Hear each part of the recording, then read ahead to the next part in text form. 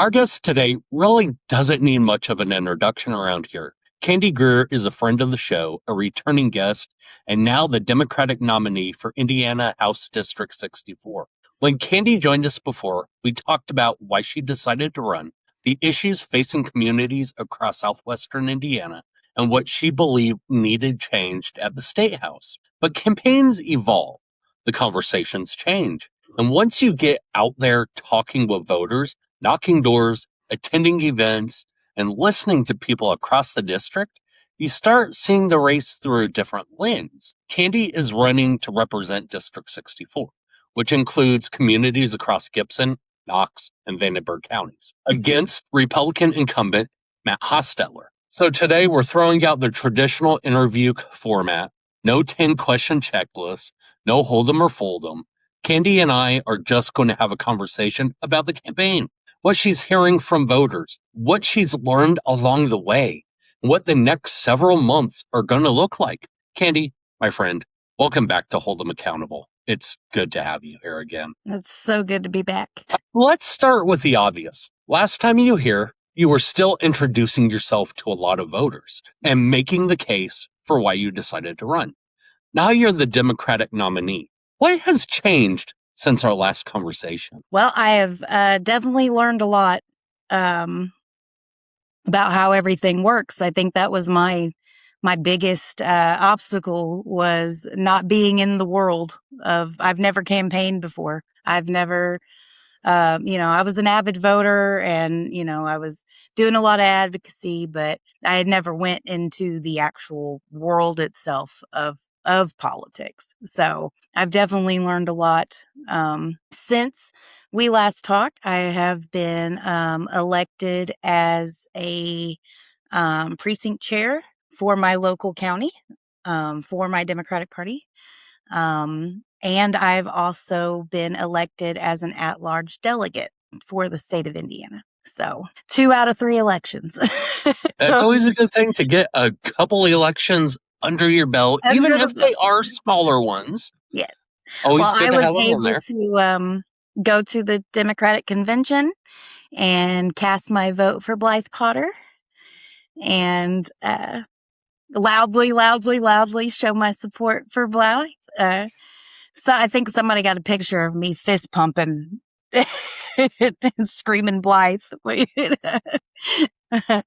But, unfortunately it did not go the way that I wanted it to, but it is what it is. We all know what it is. So it is what it is. I spend a lot of time talking about the difference between what politicians think people care about, what people actually talk about at the kitchen table. So when you're out in your district talking to people, what are you actually hearing? What are the 2 or 3 issues that keep coming up again and again? So the biggest thing is tax abatements. People are really, really mad in my area. We're getting a lot of talk about data centers coming. They're proposing one in Linville. So that's like literally down the road from me. The data center thing, I think, is the biggest thing that I've been hearing, and it's bringing people from every walk of life. I mean, it's even like my aunt, she voted for Trump, and now she's over here going, no data centers, and I'm like, oh, lady, like, you probably should have thought about that. But a lot of it is data centers, tax abatements. Toyota's getting their sewage system paid for out of our pocket, so that's fun for everyone. And then our public schools, that's finally, we knew it, but the public is finally starting to understand. And surprisingly, legalizing marijuana has come up a lot, which, in my circle, obviously, like, we were like, well, we should have been doing this, forever ago. But Mike Braun has come out, talking about, he's kind of wavering now. He's getting a little wishy-washy on if he's going to legalize it or not, which everybody knows that's a ploy to try to get him reelected because everybody knows it's common sense to legalize marijuana. So, don't let Especially in your neck of the woods where it's not that far to Kentucky or to Illinois. Mount Carmel is 11 miles from my house, literally. And I don't remember what the number was. I think it 75 million that we're losing in tax revenue I to mean, other we're states. surrounded by states where it's legal. Literally surrounded. Yeah. Yeah. Yeah. So, I was telling you about my float off camera. I had a green piece of candy that said legalize it yesterday. And people really liked it in the parade. And I mean, I would literally see people go, yeah, yeah, and I'm like, yeah. So, I think especially with the younger folks, that's definitely common sense, and, which goes into property taxes. That's another thing that's been, that bill was passed last session with the property taxes, and they kind of got hit to the lie afterward. Like the messaging didn't stick like the Republicans wanted it to. So now they're starting to see the effects of that.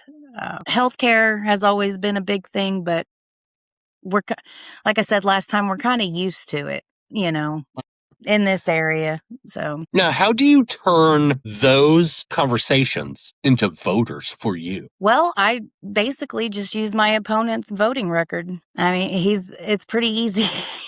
um, Either he doesn't vote at all or he votes directly against us. So, it's fairly easy to, to let them know, at least I would be active. At least I would be there, to listen, and I'm not gonna hide in the basement and legislate, once a session. So, like I said, it's pretty easy to get them to realize like there's somebody actually here. So, I've come up with some ideas. I know a lot of farmers have lost revenue due to the tariffs and due to especially soybean. That was definitely hit. And my area is extremely covered by farmland. So, when it comes to, legalization, you can tie that in with our crops. We can use that as a cash crop to bring our farmers back. And I think that that's something that we can work with across the aisle. And I'm not scared to go across the aisle. And that's another thing too. Like, I can sit in a room full of Republicans, but they're all my friends. They're all people that I've grown up with. And if you don't know me, you know my husband. I mean, we're very well known in this area. So, it's not a black and white situation like it's made to be out in the public.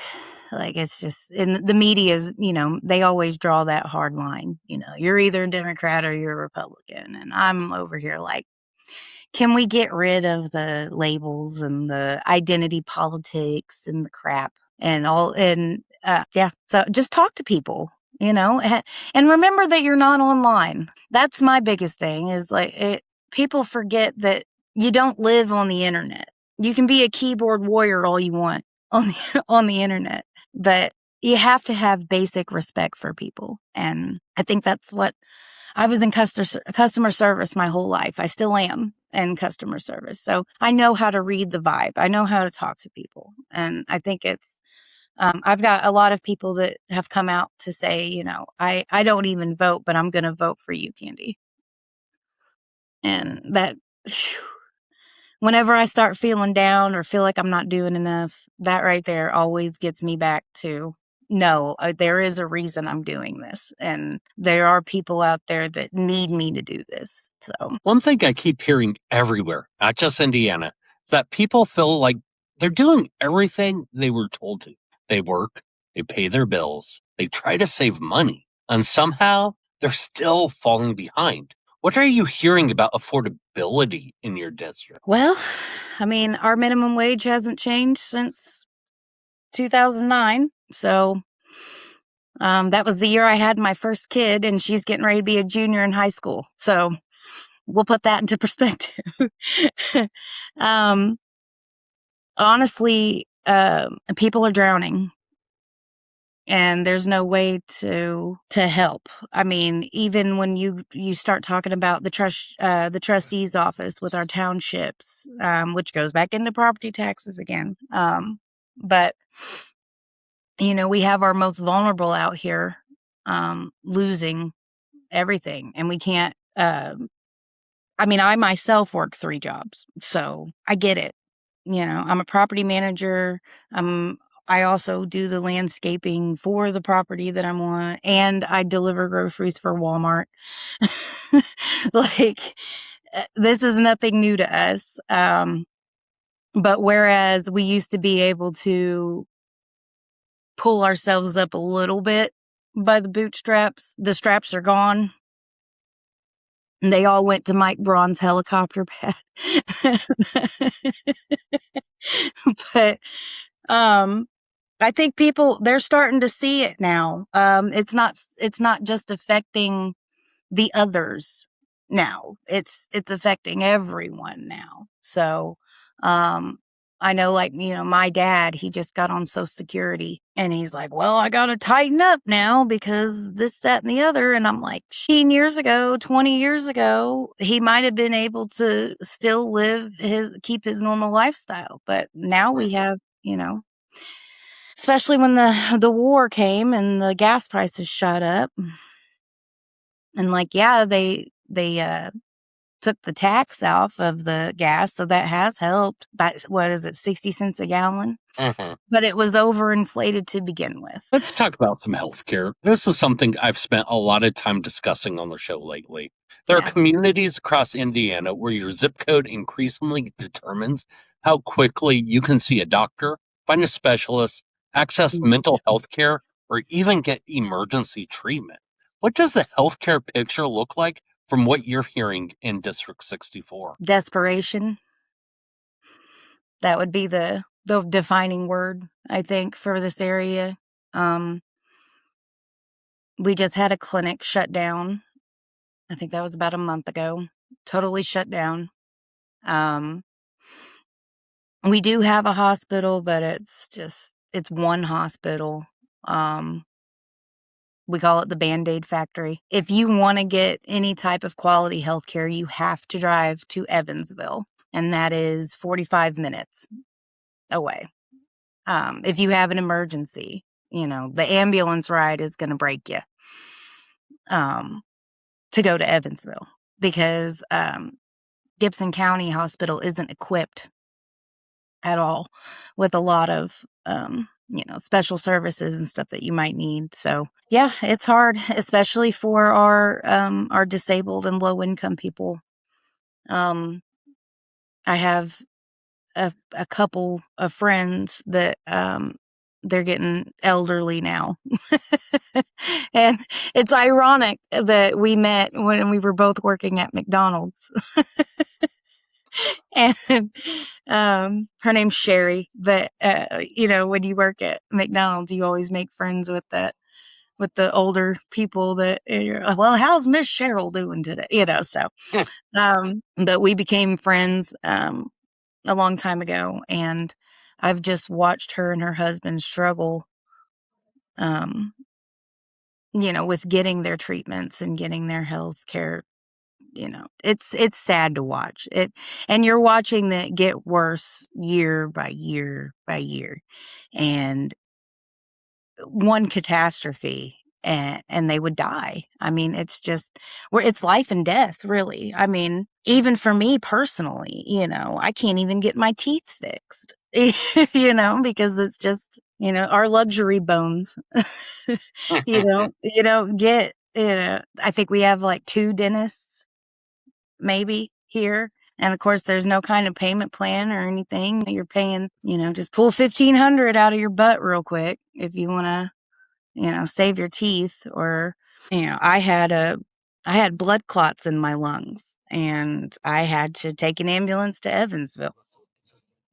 but I didn't have any insurance, so I'm probably gonna owe them for the rest of my life over that, you know?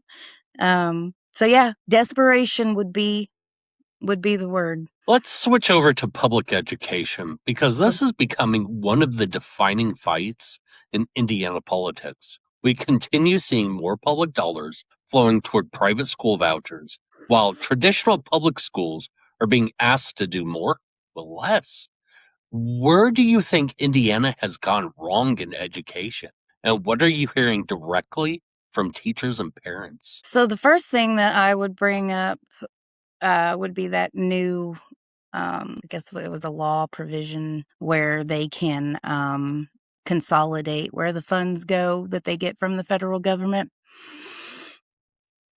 We are, what is it, the third state ever in the entire union to have that, to where they get to decide where their funds go when they don't have to abide by federal law, where certain things go. So I am extremely worried about our special needs kids, because now the board gets to decide if they get, and if they feel like it's not worth it, or they don't like a certain thing, or they, now they don't have any checks on them. So I'm extremely worried about our vulnerable kids.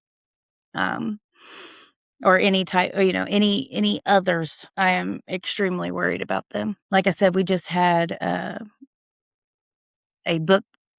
That's what got me running, was that they attempted to ban a book. And the one person that voted to ban the book is running for re-election. So she gets to decide if if your kid gets some funding at school, or even if they even get any type of funding. I've heard a lot of parents saying that they're going to be possibly switching to those private schools for their special needs kid, because that's where the money is going, and they don't really care if it's aligned with morality or anything like that. They're not really worried about that. It's literally where the funding is going. So they're almost being forced. Well, I guess I wouldn't say almost. They are being forced to do the vouchers and to get into those private schools just for their own, their own children. So right now we have, and this is the whole country too, individualism and then versus society. So it is very hard to pull yourself out of your own anecdotal experiences to try to do something for the greater good. It really is. And I would never blame these parents.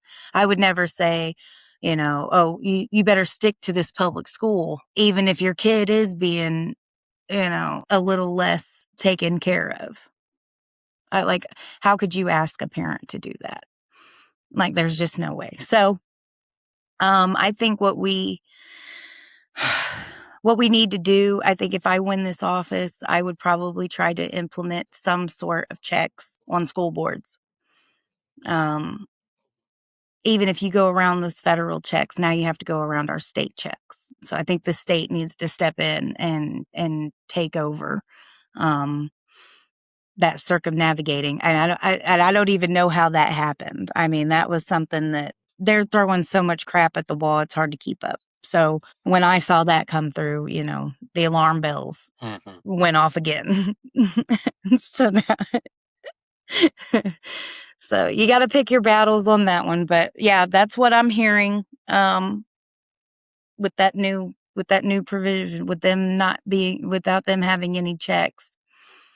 I mean, we are speeding toward Christian nationalism head first. And there are so many people that are Christian even that are not wanting this.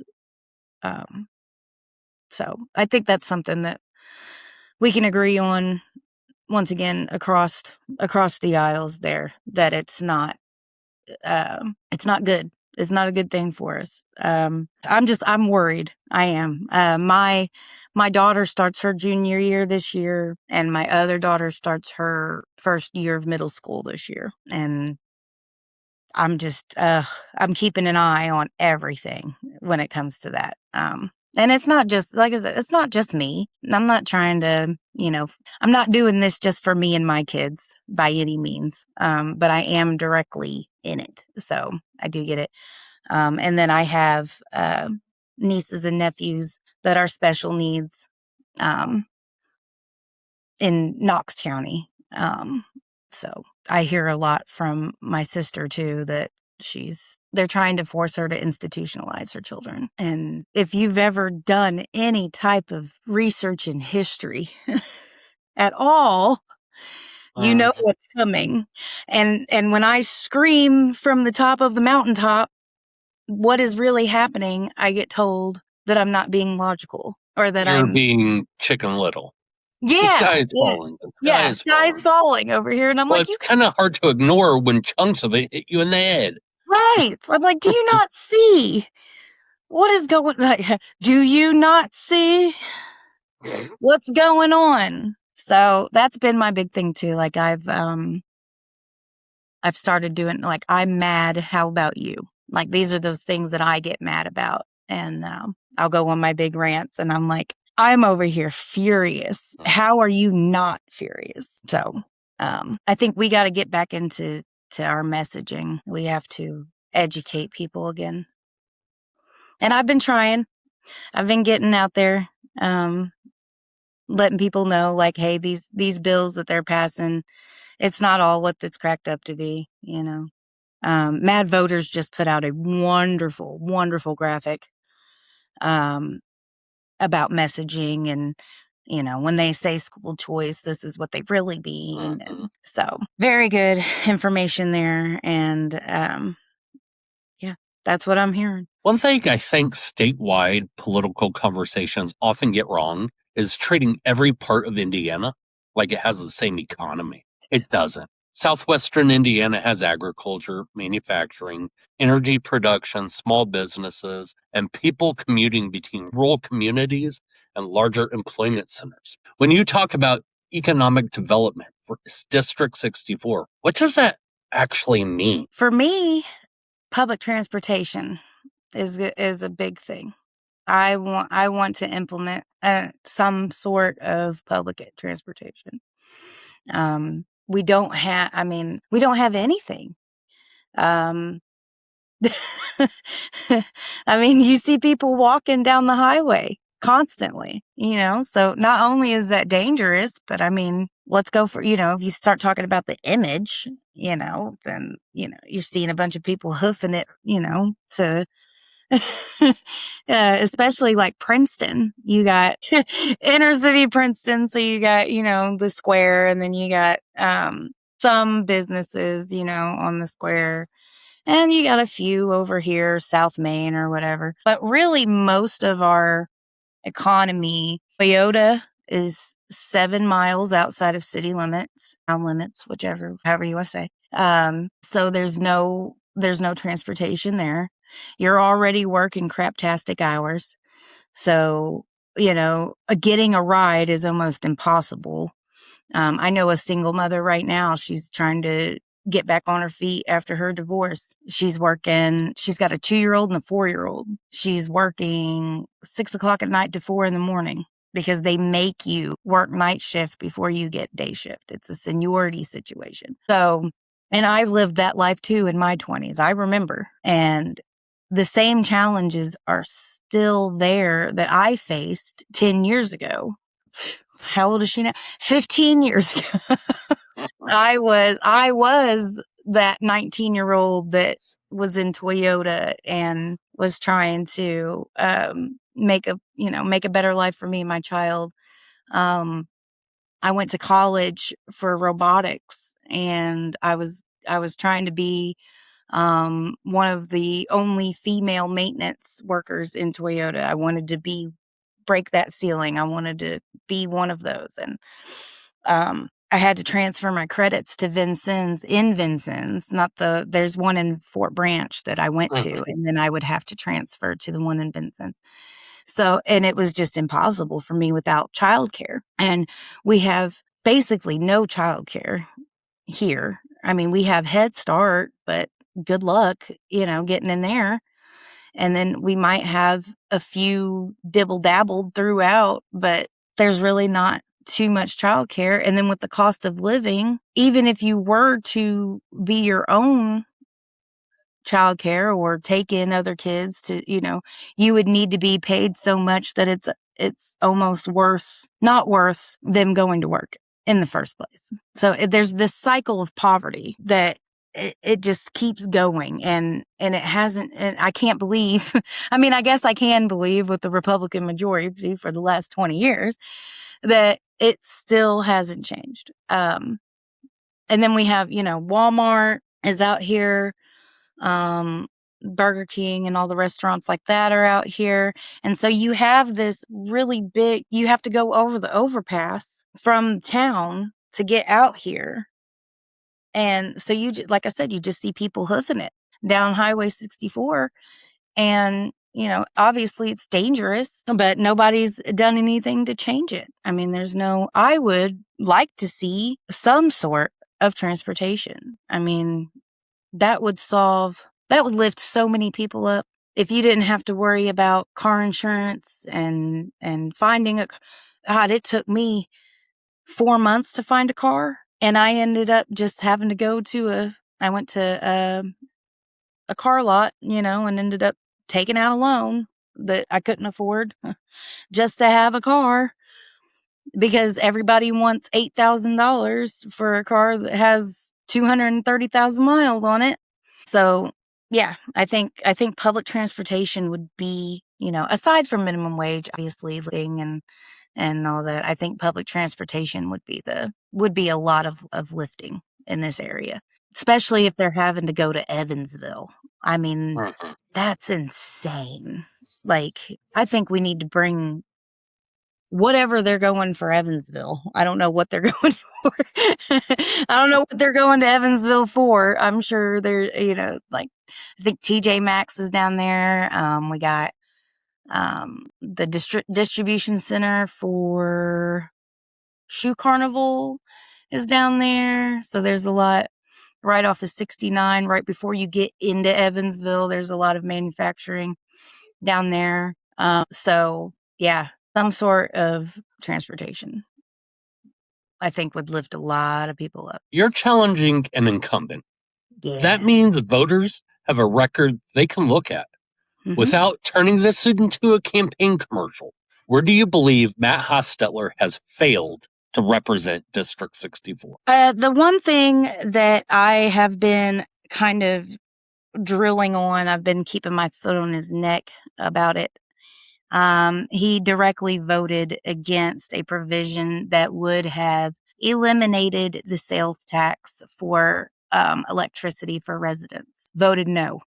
So I'm like, and I hate to be this, I'm like, dude, like, if you don't come out of your house sitting up on the hill in Patoka and bring your butt out here and get back into reality, 7% off of your electric bill would have been huge. It would have been a huge relief. I'm on budget billing. I live in a 3-bedroom, 2-bathroom mobile home, and my electric bill is $384 a month on budget billing. I think it ends up being like 6 something if you take off the budget. Yeah, like it's insane. So, but they're talking about giving data centers the relief instead of the people. So once again, look at me getting mad. This is why I got that wrinkle right there. It's going to be Candy's famous wrinkle whenever she starts talking about stuff that makes her mad. But, like, why are you directly voting against your own community? That just doesn't clock to me at all about why you would vote against your own people. So it's either he's not voting or he's voting against us. And the only good thing that he did, and I will give him credit where credit is due, is where he voted against the making homelessness a misdemeanor. He did. And I know why he did, because our sheriff, the guy I got in trouble for supporting, he's part of the sheriff's unions. They all get together and they go to Indianapolis when they're in session. And I believe he called it Super Tuesdays. And they go up there on Tuesdays and they stand in the Capitol and they grab their representative and they tell them what they think, which I think is amazing. You know, I feel like more citizens should do that. I don't think it should, you know, you shouldn't have to be part of something else to go do that. But I understand why. But so I feel like that was the only reason that he did vote that way, is because he was pressured. So when he's not pressured, which is not often because, you know, our area is so lethargic when it comes to that type of stuff, he doesn't. He votes whatever way gets him paid, I guess. So when I was when I was filing, I was trying to figure out how to file my own campaign.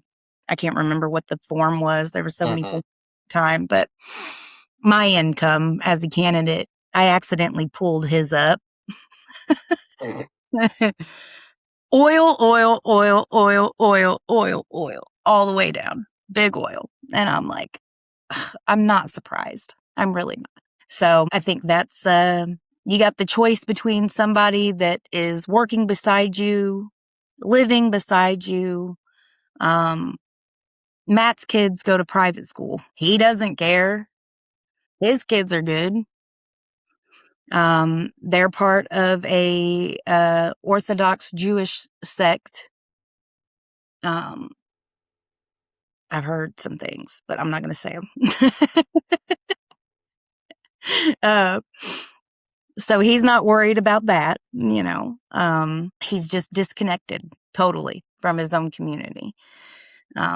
I think I had one person say that, you know, when they were redoing the library, they saw him one time, you know. So you got somebody that, I'm here with you. I'm working with you. I'm living with you. My kids go to the same schools your kids do. So I know the struggle of the average, you know, citizen in my district, because I am the average citizen in my district. So my husband, we're a proud union household. He's a laborer, and, you know, even with that blessing of being in the labor union, I also, you know, we know what it's like to not be in it too. So that's why I'm such a big advocate for unions too, because like I know what it's like to live with and without the support of the union. And I know Toyota, like I said, I know Toyota's huge anti-union. I mean, I remember that was the first time I ever heard about a union was anti-union. So I think, you know, like I said earlier, I think that educating people, you know, just getting out and talking to people is something that he's not doing for sure. So that's my spiel. I want to get away from policy for a minute. Running for office is an incredibly personal experience. People criticize you, people question your motives. You spend an absurd amount of time asking people for money. And occasionally, I assume you wonder why the hell you decided to do this. What has this campaign taught you about yourself? Mostly that I'm not alone. I'm starting to see the change is coming, and I thought I was crazy a little bit. I thought maybe I'd spent too much time online, and maybe I was in over my head when it came to this. But getting out there and talking to people and going to, you know, community events and I'm not by myself. And even if I'm not getting, the big accolades like other people are, it's still very important. I've had people come up to me and just I was in that's what it was. I was in a gas station. I'll tell you one. I was in a gas station and I was getting ready to go to a meeting for the Gibson County Democratic Party. And it was going to be my first time voting as a precinct chair. And I was super excited because it was, my first time doing anything. I go to get I love those little Starbucks caramelized coffees. Those are mine. Oh, if you ever want to get on my good side, let me get one of them. But so I go in there, and this lady's in there, and I think she was working. Yeah, she was, and she was wiping down counters, and she's titillating around, and I'm like, oh man, I'm getting ready to run late. I'm running late, but I'm going, and she's like, well, what do you do? Just small talking me, and I'm like, well, I'm getting ready to go to this meeting. I'm getting ready to go my first meeting as a precinct chair for um the party. And I didn't even say Gibson County. I didn't say Democrat Party. I just said for this, this thing I'm doing, I said, I'm running for office. And she goes, are you a Democrat? And of course I got scared. Because I was like, yeah. And she grabbed me up and hugged me so tight that the ice that she was holding, because she was cleaning out the coffee machine, poured all the way down my back. And I'm talking, I was dressed to the nines because I was going to this thing, and I'm like, I got ice down my back. So I had to sit there the whole time with a wet back. But she goes, thank God you're a Democrat. And she just grabs me up and hugs me. And I was just like, this is my why. Because there's so many people that feel buried and they feel crazy and they feel scared and they don't know what to do. And there was nobody else running. There was and like you said, you pulled up our ticket. When I heard when people pulled their, for the primary, they pulled that Democratic ticket, there was nobody on there to vote for except for 4 people. And those are the people that I'm running for. And people like me that were terrified of what's coming, that know what's coming, that recognize, that have the pattern recognition. I got people that are history buffs, and they're ringing the alarm bells too. And I think that's really what I'm doing it for, is something bigger than me. And I have found that, like I said, even though I might not get all the hoopla, and I might not be getting pushed, and I might not be getting all the accolades and getting invited to all the fancy shindigs, the people that are in my district know Candy, and they know that I'm a genuine, caring person, and I'm doing it for them. And it does. It warms my heart. And I'm not running to be a politician. I'm running to be a public servant. And it's the truth. And I'm doing it all from my heart. I mean, it gets me emotional sometimes, because there are times where, I get so down, like you said, why am I even doing this? And then I go to a little event and I speak and I talk to people, and then, you know, somebody slides me a 20 or somebody slides me 100, and I'm like, why? Like, that still blows my mind. Like, I remember, like, I donated $3 to Bernie one time. But, and that, that's because it's Bernie. you know, but for me to go out there and just be my genuine self and talk about the things that I care about, and get, in line with the things that they care about. And it just falls naturally. I thought I was going to have to, try to school myself on something and then I came out and I'm like, their concerns are my concerns and vice versa. Like, we are aligned. And so I know that even if I do lose, that I meant something, that this race means something. 604 people in Gibson County voted for me in the primary. And that doesn't sound like a big number. It's not compared to the Republican side. The Republican doubled me. But the hot race was sheriff, and we didn't have any Democrats running for sheriff. So if you wanted to vote for your sheriff, you had to pull the Republican ticket. So I don't know what the real number is, but 604 in Gibson County to not only pull the Democratic ticket, but to vote for me. I mean, that right there, I already won. To me, so yeah, definitely, and being a delegate now and being a precinct chair now, I will be able to continue my work in the future after this election. I hope and pray that I do win this election. I do. I feel like I could bring some real change to the House, and I hope that people recognize that there is somebody out here fighting for us in this district. I do, and that I do care genuinely. But yeah, that's what I found. I'm not alone, and it's a good feeling. It's a good feeling. We're heading into the general election now. What does the road between here and November look like for Candy Greer? Honestly, just getting out there as much as I can. Going to, any type of, fairs are coming.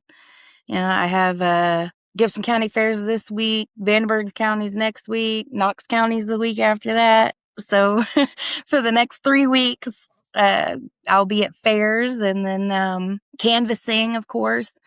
That's one of my biggest challenges is just getting volunteers.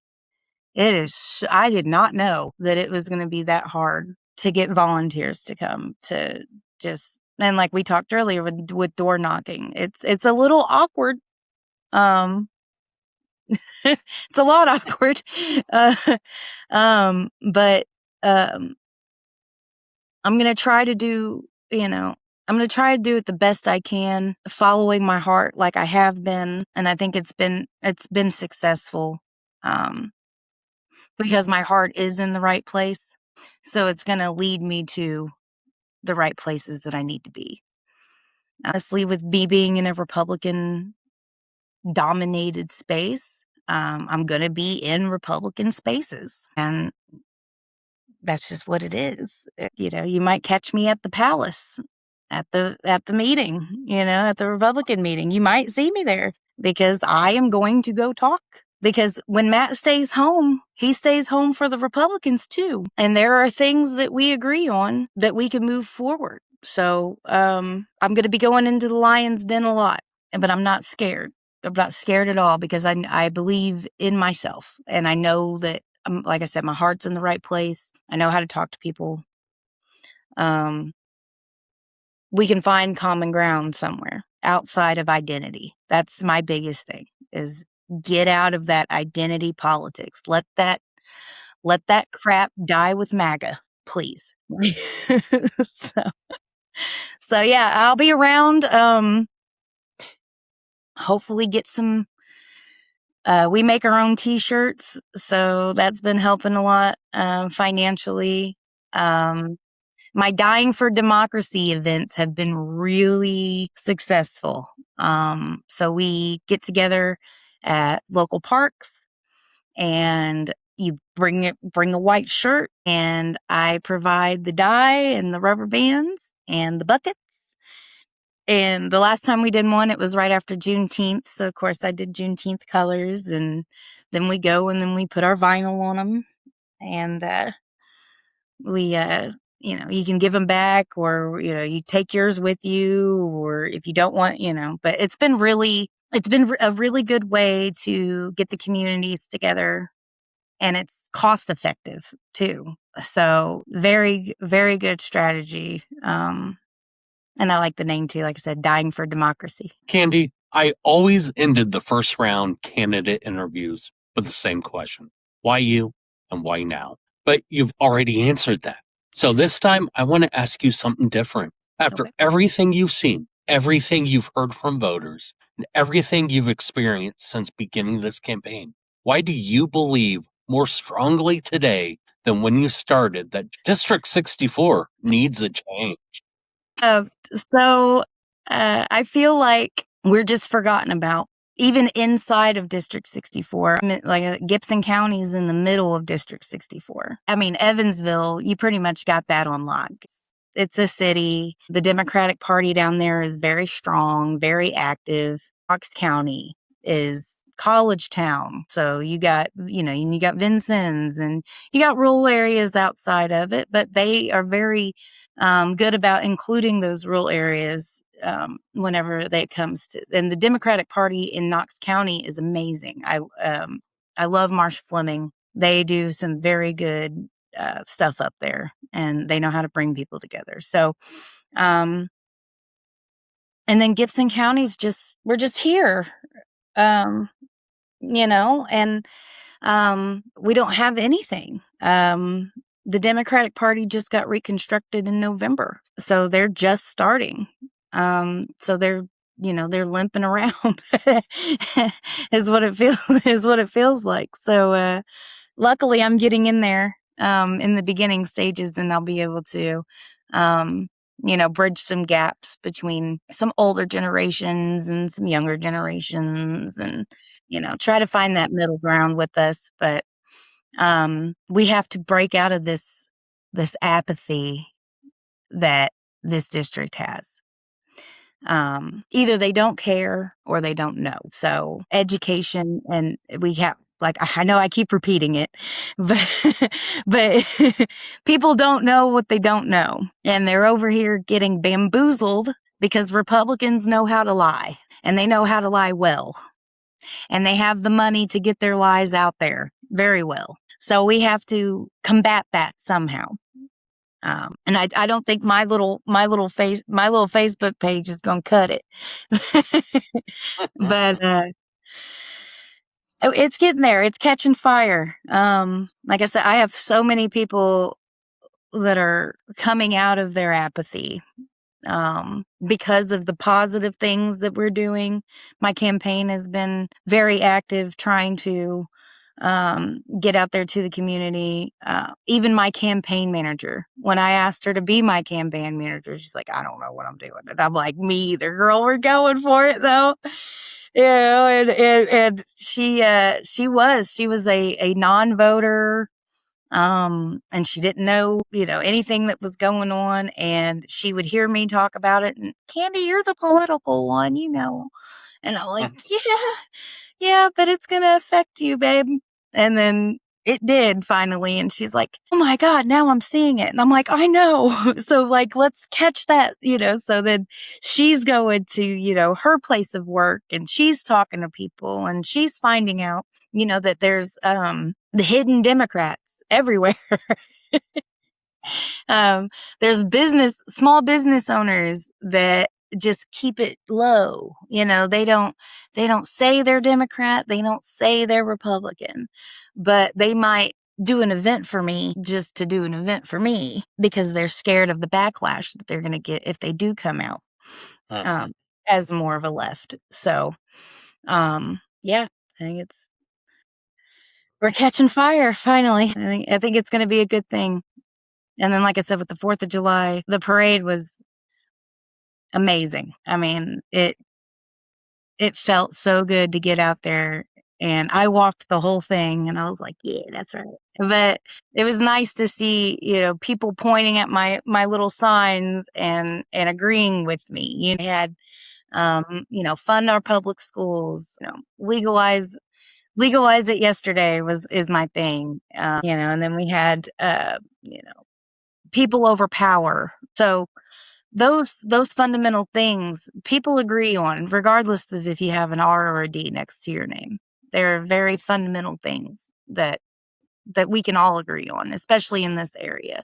So maybe somebody from Evansville doesn't understand what it's like not to have public transportation, but I do. So we need to make it to where this rural area can compete with the rest of the world. That's one of my biggest things too. We're just out here just on an island by ourselves, struggling, trying to make it. We don't get any type of extra help from outside. So, um, we deserve somebody that's going to fight for us to be able to live in this world. Mhm. So that's me. Candy, thank you for coming back. One of the reasons I wanted the returning candidate interviews to be different this time around is because campaigns shouldn't be frozen in time. Candidates grow, issues evolve, voters tell you things you weren't expecting to hear. And sometimes the person sitting across from me the second time is a little different than the person who sat here the first time. That's a good thing because running for office should change you. Listening to people should change you. Learning about the struggles facing families across your district should change you. And Candy, I appreciate you coming back and having this conversation with us. More importantly, I appreciate your willingness to continue showing up, talking to voters, answering questions, making your case for the future of District 64. I'm sure this won't be the last conversation we have. Candy, thank you again for joining us on Hold Them Accountable. And to everyone watching and listening here in Indiana, across the country, and those joining us from around the world, campaign season is moving quickly. The signs are about to start going up. The commercials are coming. Soon enough, every candidate in America is going to tell you exactly what they think you want to hear. Our job is to listen, and our job is to remember what they said after Election Day is over. So Yeah. stay informed, ask questions, and as always, hold them accountable.